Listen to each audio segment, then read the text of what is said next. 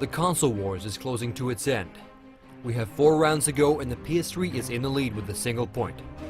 Round 9 is up next, and in this round, I'll be making an in-depth comparison between multi-platform games. I'll be analyzing the games in terms of graphics and performance, so get ready for yet another very exciting round of the console wars.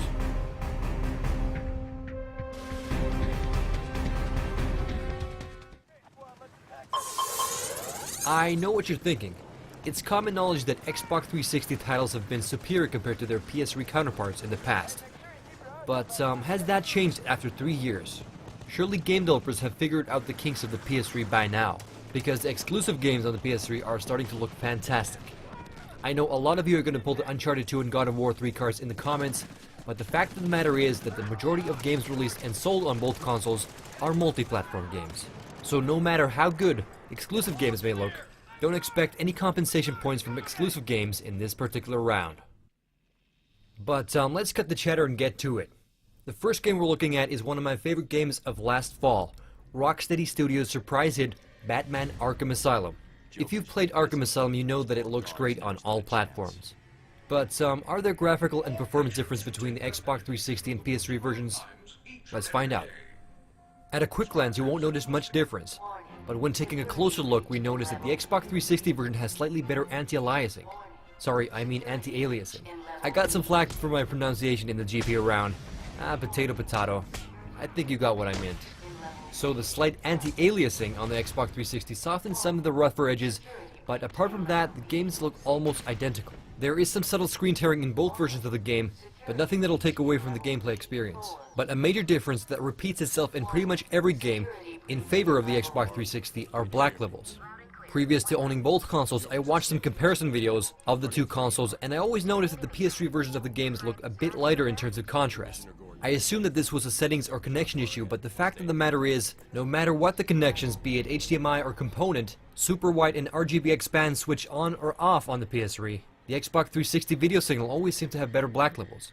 And this translates into deeper looking shadows and better overall color depth on the Xbox 360. If you have a higher end TV, you may be able to compensate with your TV settings, but I for one was not able to match the levels of black I see on the Xbox 360 with the PS3.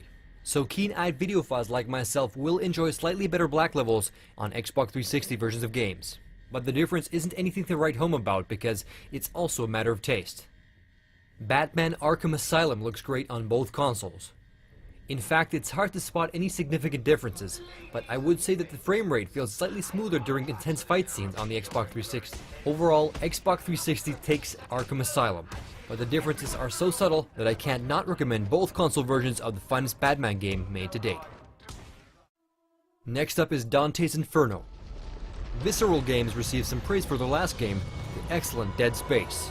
Their new game Dante's Inferno is, I think, a pretty solid game. It's an action-packed hack and slash with some religious undertones. The game only has 2 major flaws.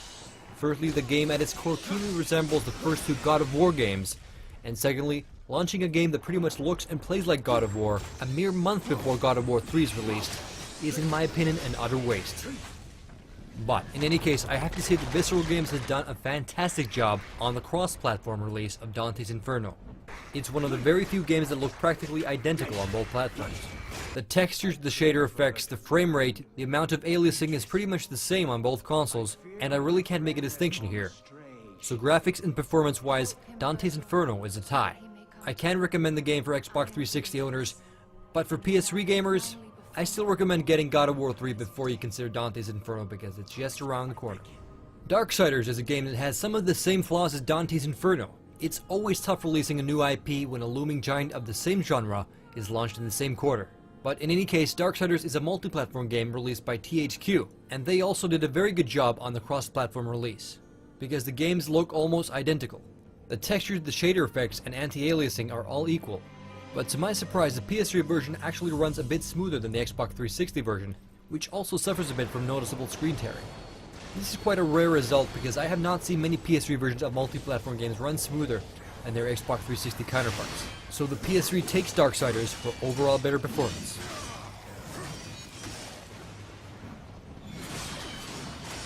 The next game is a title that has caused some controversy because of claims relating to a bad port over to the PS3. And unfortunately, this is exactly the case. Bayonetta has to be one of the worst PS3 ports in recent memory. The PS3 version suffers from bland textures, a choppy frame rate, and some serious aliasing. Some of you may consider the comparing of Bayonetta as unfair, as it's known to be a bad port, but the fact is that Bayonetta is not the only game that is significantly worse on the PS3. And it's definitely a viable example of what you can expect from some multi-platform games. Lazy programmers or not, PS3 owners will suffer from bad ports more often than Xbox 360 owners. Bayonetta is a game that demands a high and constant frame rate, and the PS3 version does not provide this.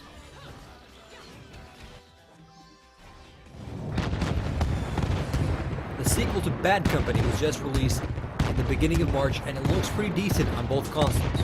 There's an astounding sense of realism in the game, destructible environments, and the colors are nicely desaturated for the rough and gritty visual style of war you see in more epics like Saving Private Ryan. The first game was rushed to the market, and both console versions suffered a bit from screen tearing. The PS3 version suffered a bit more.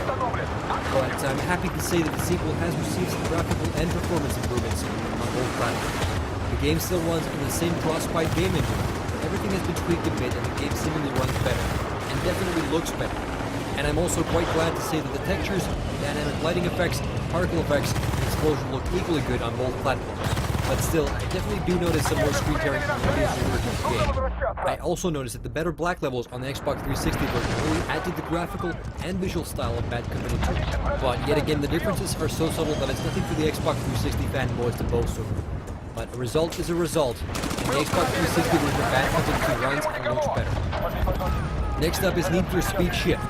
Racing games have always been amongst the best and worst looking games on all platforms. You find your console-defining racing games, and some god-awful piece of crap. Luckily, Need for Speed Shift is one of the best-looking racing games out there. And when I saw the TV commercial for Need for Speed Shift, I thought, wow, there's the Mona Lisa of racing games. Well, the actual game turned out to be more of a cheap knockoff, but still, the game does look good. I especially enjoyed the depth of field and motion blur effects that really add to the illusion and speed. But which console version of the game looks and performs better?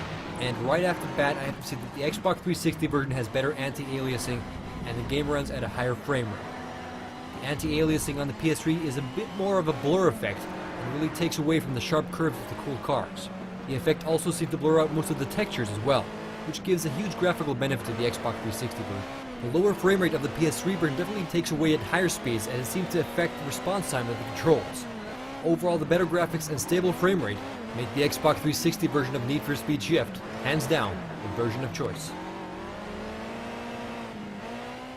Some of you may remember a couple of years back, there was some controversy about EA Sports games. Xbox 360 versions ran at 60 frames per second, as PS3 versions ran only at 30 frames per second. PS3 fanboys were not happy, there were bodies left and right, and EA Sports got scorched pretty badly. Luckily, fanboys are short in their anger, and all was forgotten after PS3 versions started to run at 60 frames per second in 09 versions of EA Sports games. So where are we now after 3 years? I'm happy to say that Peter Moore's EA team has done a good job making both console versions graphically equal. So while it may have been that the Xbox 360 versions of EA Sports games were superior in the past, the PS3 has now caught up, and in terms of performance and graphics, the games are now pretty much equal. So it's a tie for NHL 2010. Resident Evil 5 may have been released over a year ago, but I still consider it to be one of the best looking games on both consoles. And the game does indeed look great on both the Xbox 360 and PS3. The PS3 version of the game looks slightly less saturated, and some textures look a bit softer.